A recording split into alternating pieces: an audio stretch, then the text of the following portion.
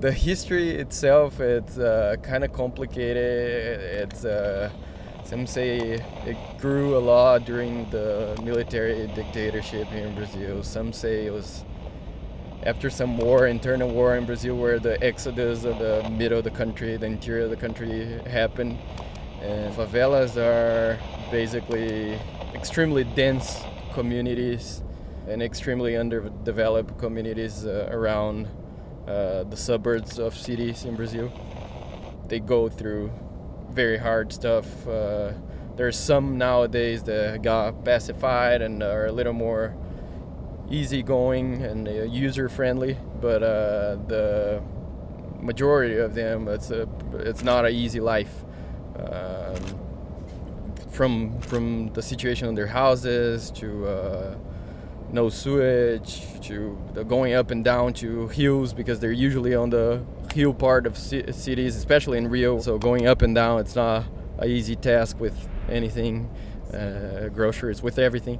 And but it's a tough situation by itself, just living there in such a dense area and underdeveloped. And then you start putting the government roles in it, and police militias, especially in Rio and São Paulo, the biggest cities. And then the thing end up being a lot darker than just the situation of living in bad conditions. And it's a big, at the end of the day, it's a big political game, because you have police, militia, the state with some interest and lack of action, and very powerful drug groups, which we call facções here in Brazil. It's just a giant mass, like we talked before, is a internal war.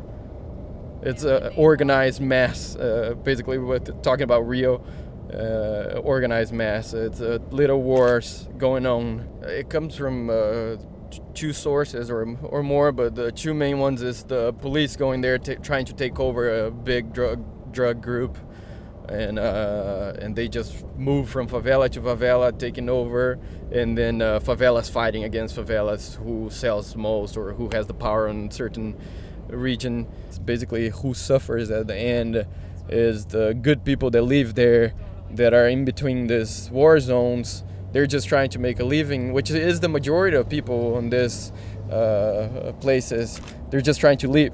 Their daily life is suffering inside of a situation like that, because the drug lords end up protecting them, because they want the community to be in peace while they do their business.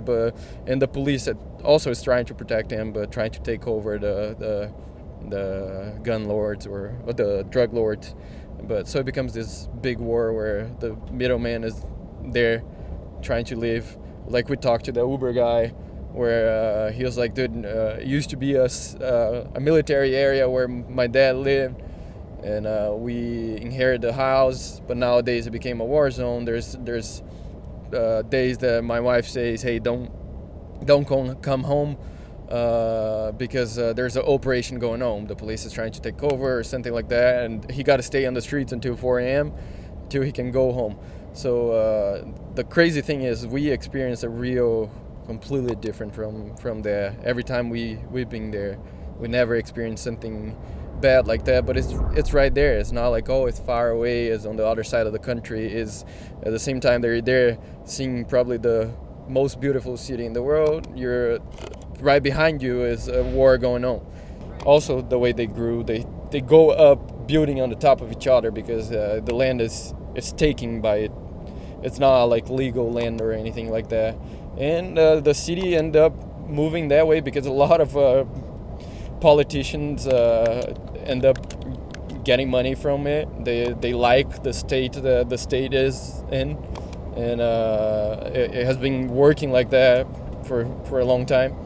And basically the people that live in the south of the Rio there's a cliche phrase that they support the favelas, right? Because who buys cocaine, who buys pot is the rich in front of the beach, and they're supporting that war in there. So that system but that's why I told you it's organized chaos. It's something that has been working for such a long time, but it's not really life. It's a mess at the end of the day. That's why you see so much cariocas moving to other cities, and you always ask them. They're like, dude, that place is a mess. But you end up, everyone lives normal. Like, oh, they go to work, they come back, they have kids, they go to the beach, they play. You saw how nice of an atmosphere it is on the beach. Everyone exercising, people surfing, crazy amount of good bars and good restaurants, and the world is contradicting, but there is at your face, right? Hey, I'm here drinking a beer, having a good time, while there's a war going on somewhere in Rio.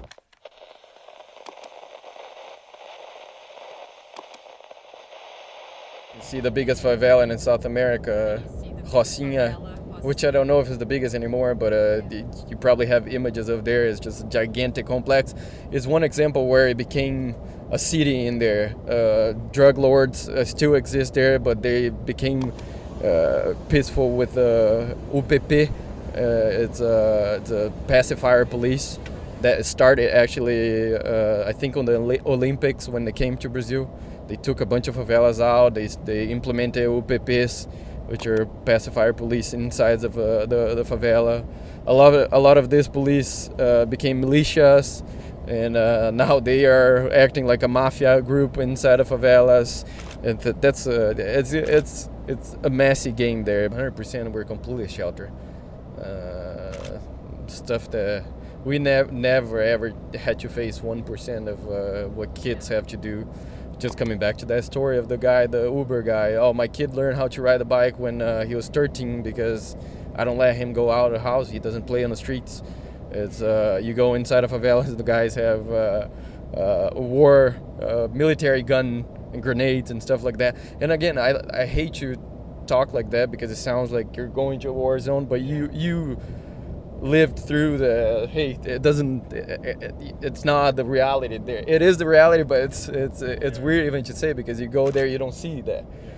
You're in a completely different world when you're just a tourist in Rio or living in the rich areas. It's hard to hide the reality that you drive by every day, right? Every time you go to the airport in Curitiba, you pass through the biggest favela in Curitiba, and it's less of a It's not an easy thing to hide away, but we do, being privileged, it is what it is. We were born there, but we were privileged and lucky to be born in the family that we did, and never went through 1% of what people that live there go through. Even talking, even discussing the subject, even looking at it every time you drive, we don't grasp the reality. That's why, as curious we were also asking Uber drivers, hey, where do you live? How is it, the reality and stuff like that? Because it's so far away from our reality, and it still impacts us. And I think it doesn't impact everyone anymore. I say that we get normalized or desensitized to absurd things here in Brazil. Is the amount of homicides and stuff like that. You end up being like that because you see so much, but we don't really know the reality. That's why we're curious about it, asking a lot. It's so far from our reality, and it's a sad thing. But again, I hate to close on the sad and dark topic, because it's not like everyone that is living there is not happy, because you look at statistics, Brazil is the happiest country on the top 10 in the world, and it's so, that's why it's organized chaos. Again, it's happiness involved with community, but then with drugs, with war, and it's a crazy, it is. It's a melting pot, like you guys say in the U.S., but it's burning, boiling with energy, with stuff going on, and that's why I don't like to close on the hey, it's a depressed note or something, because it is sad. It's a bad thing that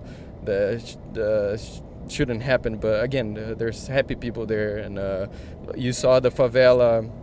The Vidigal, it's a pacified also favela. Tourists are buying land there because the best view in Rio. You can go up to bars, and I don't even know what to say, but it's a crazy thing. Yeah, it's a crazy dynamic.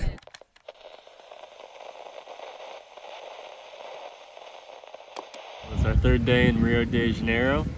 We're up on Sugarloaf Mountain. We took the gondola up. It's a beautiful day, the sun's shining. It's a bit chilly for Rio, but yeah, it's amazing. Rio's awesome. There's a reason of why it's rated the world's most beautiful city.